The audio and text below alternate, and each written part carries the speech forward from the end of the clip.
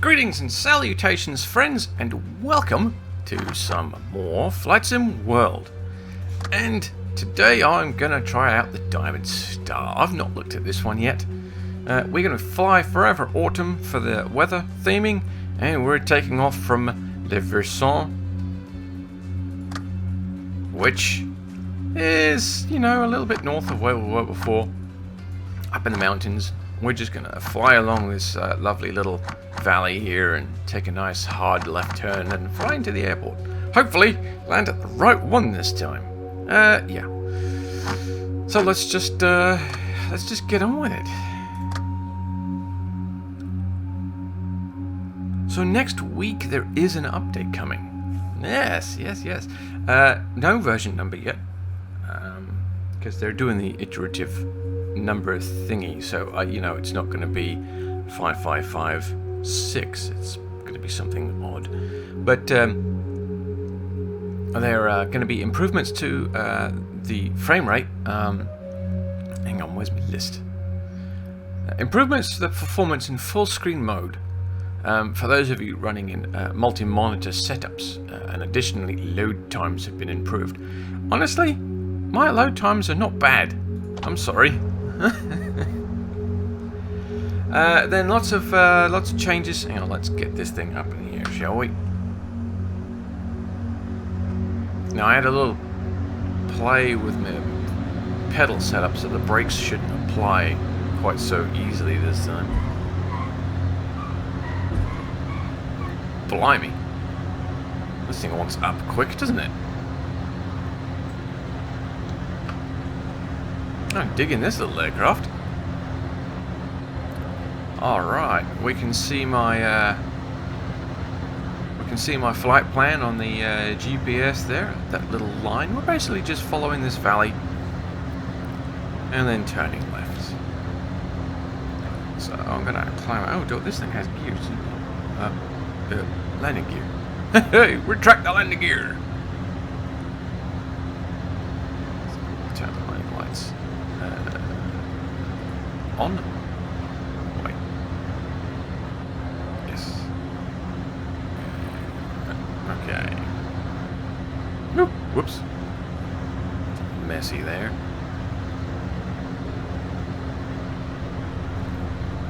So yeah, there's lots of changes to the cockpits on most of the aircraft. Mostly it's airspeed indicator calibration correction, and contact point adjustment between the aircraft and the ground, because some of the tires were, sticking through the floor a little bit.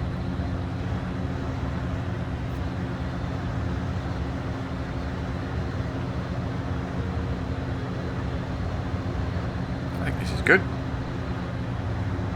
We'll level out and cruise here.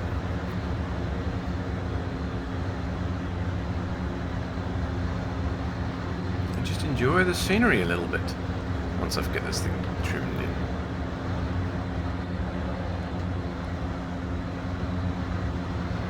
Now my trim button should be on repeat, but it doesn't feel like it is. So you're going to have to listen to some clicking. Come on, trim.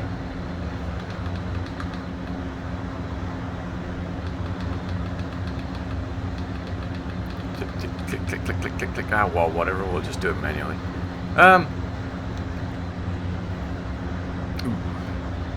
See, there's those joins in the ground paneling there. Bit of a shame, but I mean, it looks good.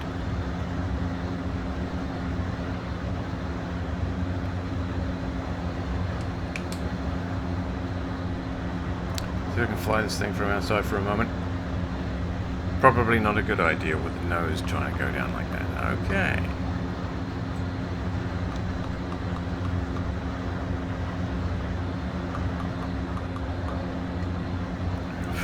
It's probably going to be easier just to use the throttle to trim this thing out.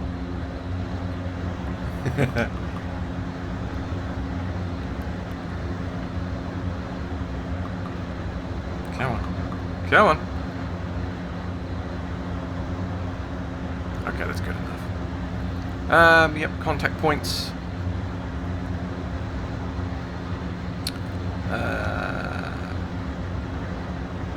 What else have we got? The prop heat functionality has been corrected with some overhead switches in the Malibu, which is handy. I haven't actually flown that one either. Not really beta testing properly, am I?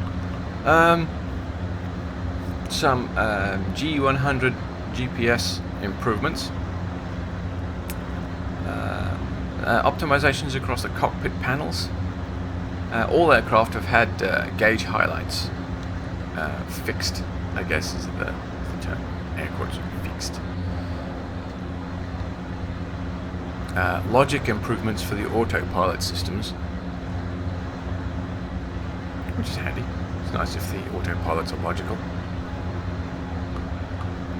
You don't want an autopilot believing in flat Earth, do you?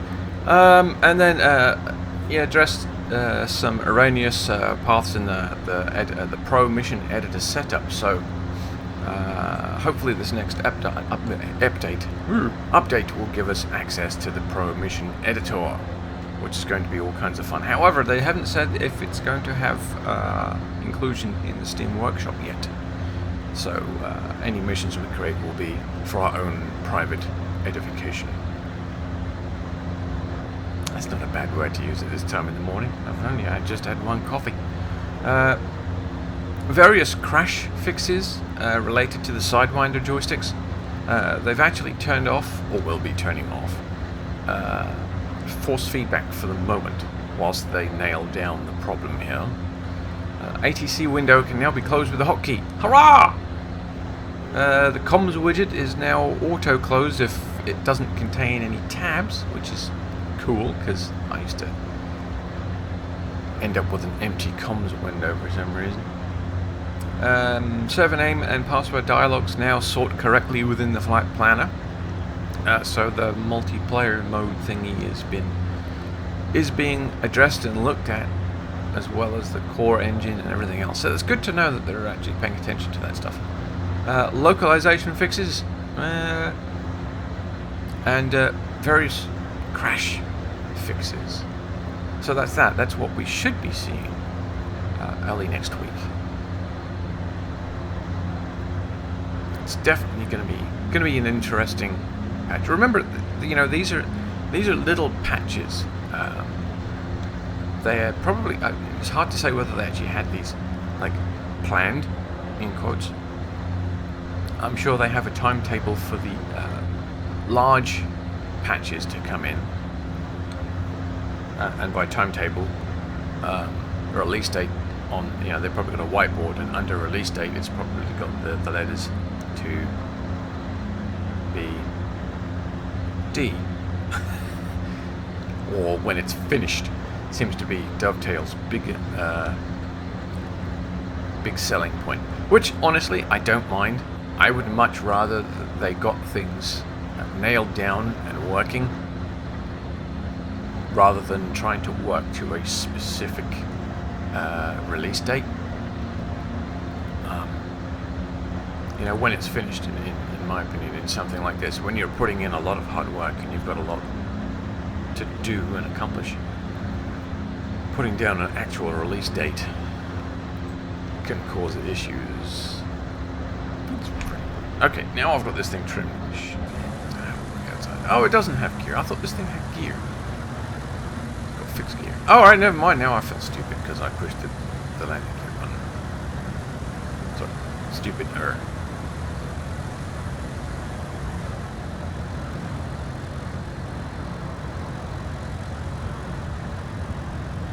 But there's definitely some very pretty scenery around here.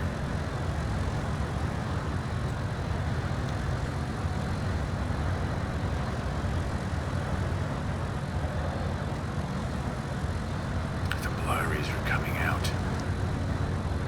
I'm sure that will be fixed. I think it's just a matter of fixing the mid mapping, really.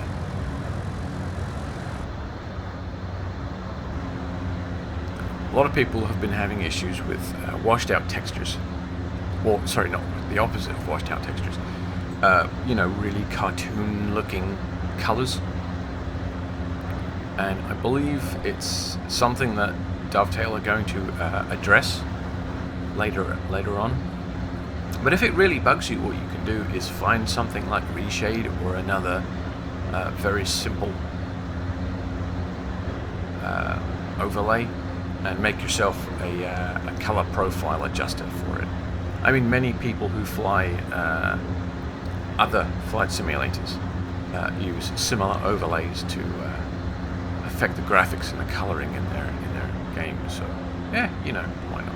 I actually have Reshade on my computer, but I don't use it. I tried using it in GTA, and it was such a pain in the nods to deal with. I just decided not to bother.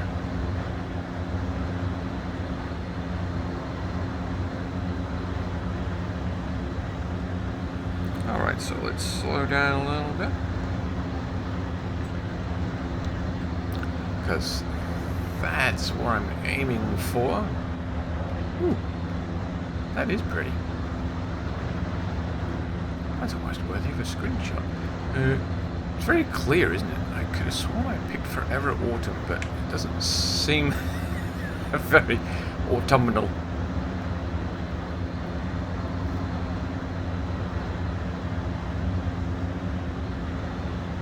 So a little off topic right now. 7 Days to Die, Alpha 16 is on the horizon. And I don't know if anyone's aware, but there's another game being developed that's along the same kind of lines. I can't remember what it's called, actually. Survive the Night, that was it. Survive the Night. I'm going to be keeping an eye on that one. It's along the same kind of lines. Scavenge, survive. There's some interesting AI concepts in there. You know, you're not just against zombies, but there are other survivors in the world, and some of them are going to be friendly, and some of them are not. And you have to make the decision as to whether you're going to risk it. Are you just going to pull the trigger on somebody that may be friendly, or are you going to risk waiting to find out if they pull the trigger on you first? It's a really interesting concept, and I'm definitely going to take a look at it when it comes out. If I can get my hands on a free copy. But one of the selling points of the game is it's seasonal as well. As you survive, the longer you survive, the seasons will change. So it should have a summer, spring, winter, and autumn. Wow, I should get those backwards. Kind of system going on. But anyway, that's not flight sim material. That's this. Hello, kitty. What's up? You've been fed, shut up.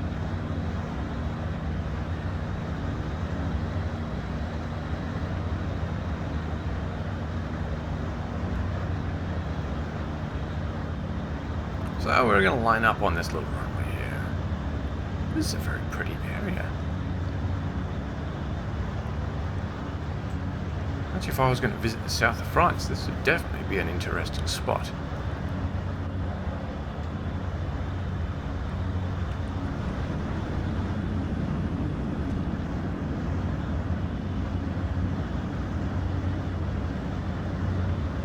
I love the change in the sounds in the cockpit when you deploy, like the landing gear and the flaps and spoilers. The sound definitely makes this very much more immersive. See what I mean about my visual lining up on the runway? It's terrible.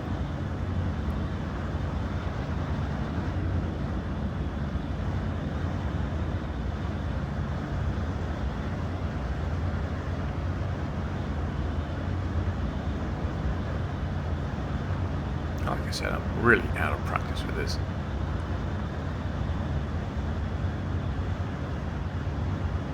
And I also feel like the Like the flight model is slightly different in this than the other flight sim. I don't know if that's true or not. It just has that feeling. Look, a road. Hello, road. Nobody's going out to... Whoops! Nobody's going out to buy any bread today. Looks like I'm going a little quick, actually. Ah! Wrong button.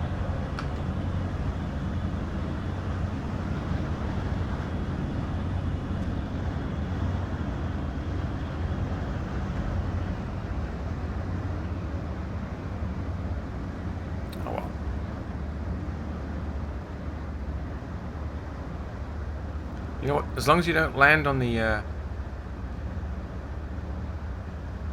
first couple of feet of the runway, you're okay. Whoa.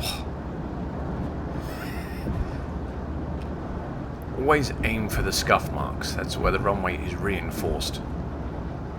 So if you do hit it hard, you're not going to damage the runway. People get very upset when you do that.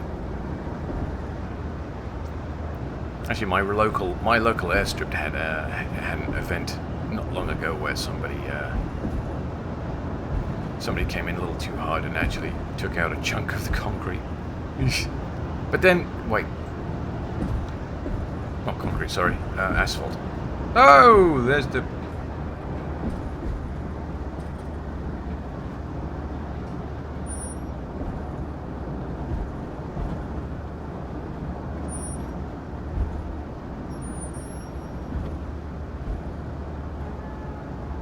I missed my turning.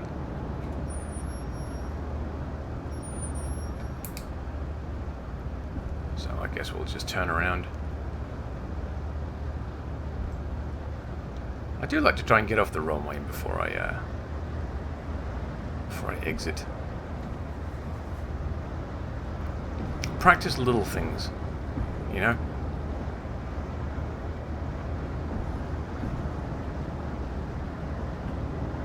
Yeah, look at that. I managed to get her on the center line. Oh dear. Right.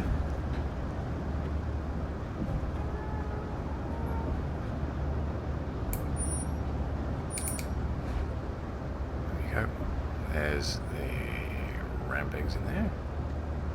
Let's get over the line.